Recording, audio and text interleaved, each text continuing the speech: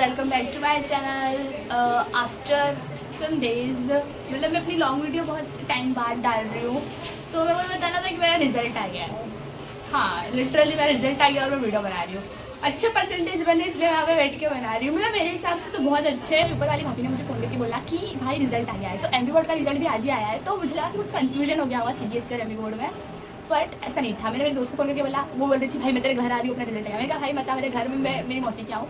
फिर उसके बाद मैंने अपने परसेंटेज मैंने नहीं निकाले। मैंने मेरे पापा को फोन करके बोला कि पापा रिजल्ट आ गया, आप निकालो। फिर मेरे पापा ने रिजल्ट निकाला और मुझे स्क्रीनशॉट भेज दिए। तो मेरे पापा ने क्या करा था सर, पापा ने जो स्क्रीनशॉट भेजा था उसमें आईटी के मार्क्स नहीं थे और मैंने नोटिस भी नहीं करा कि भाई आईटी के मार्क्स है या नहीं है। तो Hindi, English, maths, science and social science ये 5 सब्जेक्ट दिख रहे थे। तो मैं बोला भाई यही मेन सब्जेक्ट है तो इनके मार्क्स जुड़ेंगे। तो दिस वॉज द स्क्रीनशॉट मैं यहाँ पे लगा भी दूँगी अगर मेरे पास हुआ तो। फिर उसके बाद मैंने परसेंटेज निकाले, उन सबके आ रहे थे 70%। तो भाई मैं इतना मैं खुश हो गई। मेरे दोस्तों को फोन करके बोल रहे भाई 70 बन गए, 70 बन गए। ग्रुप कॉल कर रहे हैं भाई हम सारे दोस्त कि भाई 70 बन गए, 70 बन गए। फिर उसके बाद हाँ, मेरी फ्रेंड ने मुझे फ़ोन करके बोला कि भाई कौन से 6 सब्जेक्ट के जोड़ने की 5 सब्जेक्ट के जोड़ने। मैंने कहा भाई मेरे पास तो 5 सब्जेक्ट है। तो मेरे भाई तूने कौन सा रिजल्ट निकाल लिया है। फिर मैंने मेरे पापा को फिर से फोन करके बोला कि पापा स्क्रॉल करो और एक और स्क्रीनशॉट भेजो। फिर पापा ने स्क्रॉल करके एक और स्क्रीनशॉट भेजा तो उसमें आईटी के मार्क्स भी थे। फिर मैंने मेरी मैम को मैसेज करा तो मैम ने कहा कि ओनली टॉप 5 मतलब जिसमें भी हाईएस्ट मार्क्स आए वो। फिर मैंने निकाला। तो भाई मैं अपना परसेंटेज अभी नहीं बताऊंगी, आखिरी में बताऊंगी ताकि तुम पूरी वीडियो देखो।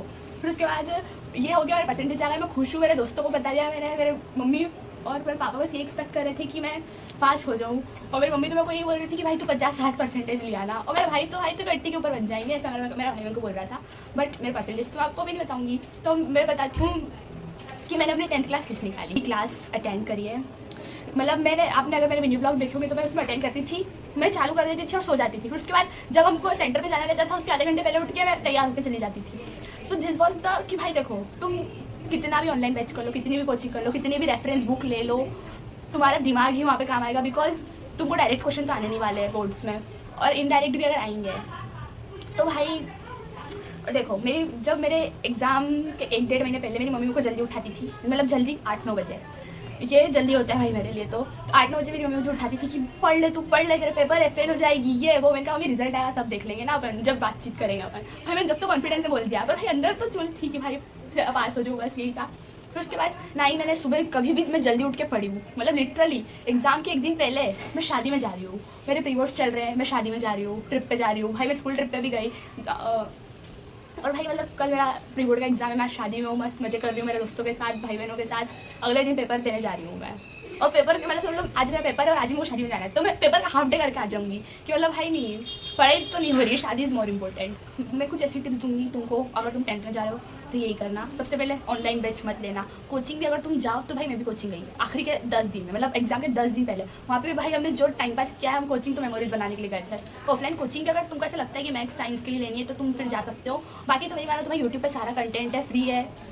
मैंने जैसे साइंस पढ़ी थी प्रशांत भैया से, सोशल पढ़ा था मैंने दिगराज सर से, मैथ्स पढ़ा था शोभित भैया से, इंग्लिश पढ़ा था मैंने मंगोलिया मैम और डीएस सर से। और बस तुम फॉलो कर लेना, और जो तुम्हारे स्कूल में पढ़ा रहे हैं वो तुम बस पढ़ लेना। और मेरी बताऊँ तो मैं एग्जाम की एकदम अपनी कॉपी कंप्लीट करते रही, मेरे दोस्तों के साथ बकचोदी करते रही।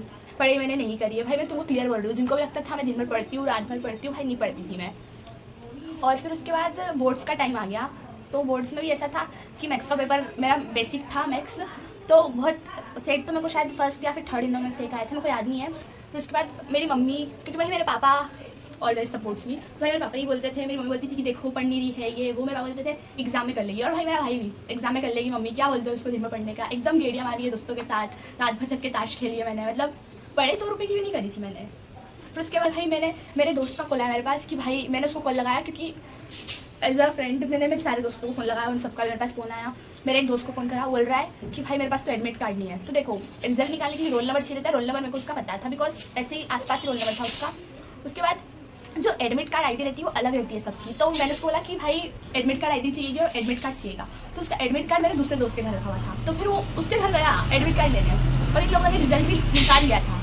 तो फिर मैंने उसको फोन करके भाई क्या है, तो उसका रिजल्ट है, उसको एक सब्जेक्ट में कंपार्टमेंट थी। और भाई टॉप 5 थैंक यू सीबीएसई आपने ऐसा करा जिससे मेरे दोस्त और मैं भी पास हो पाई और अच्छे परसेंट। और फिर उसके बाद मैं तुमको एक बात बताना चाहती हूँ कि भाई percentage doesn't matter, skills matter करती है। तुम्हारे पास पैसा होगा तो भाई तुम कैसे भी पैसा कमा रहे हो, लोग तुम्हारे पास पैसा है या नहीं है बस यही देखेंगे, तुम कुछ भी करके पैसे कमाना है। मम्मी पापा को उम्मीद है, ठीक है भाई उम्मीद है, थोड़ा बहुत पढ़ लो, पास हो जाओ तुम भी, यही मैं चाहूँगी। और उसके बाद यही चाहूँगी भाई 10th क्लास वो क्लास है जहाँ पे तुम तुम्हारे दोस्तों के साथ बहुत मेमोरी बनाओगे, बहुत। सब तुमको शुरू में डराएंगे कि भाई 10th में ये है वो है, तुम भी डरोगे, हम भी डरे थे, पर 1-2 महीने बाद फिर से नॉर्मल हो गया था। उसके बाद मैं बता रही हूँ भाई 10th में तो स्कूल ट्रिप पे भी भाई तुम जाना। 10th में तुम भाई अगर तुम्हारी टीचर बोल रही तुम ऐसा करोगे, तुम्हारे मम्मी पापा को फ़ोन करके बोलूँगी तो भी उसको करना, क्योंकि भाई हमने तो ऐसे कांड करे आज तक घर वालों को पता भी नहीं चला है। वो परसेंटेज तुम अगले साल भूल जाओगे, पर जो मेमोरीज तुम बनाओगे क्लास 10th में भाई वो मेमोरीज़ है। ताकि फिर भाई 11th में तुम ऐसा सोचोगे कि ठीक है भाई दोस्तों के साथ स्ट्रीम्स ही अलग हुई है, कोचिंग की अलग हुई है, भाई धीरे धीरे सब अलग हो जाता है भाई। और मैंने तो कॉमर्स लिया है और मेरे रिलेटिव दोस्तों ने कॉमर्स ही लिया है, बट इट इज़ नॉट। मेरे 79% बने हैं और 80 ही मान लो एक टाइप से तुम। उसके बाद मैं तो बहुत खुश हूँ अपने परसेंटेज को लेके। ऐसे भाई मेरे 50% बन जाते तो भी मैं इतनी खुश रहती और फिर भी मैं तुमको बताती कि मेरे भाई इतने परसेंटेज बने हैं। और बस यही मैं कहना चाहूँगी यार, मेमोरीज बना लेना 10th क्लास में, क्योंकि 10th के दोस्त इज़ द बेस्ट थिंग। और स्कूल जाने का मोटिवेशन सबके पास होता है, हमारे पास भी था, हमारे दोस्त इंजॉय करने के लिए। और बस मैं इतना ही कहना चाहूँगी, बेस्ट ऑफ लक अगर तुम 10th में जा रहे हो तो। Okay bye, I love you.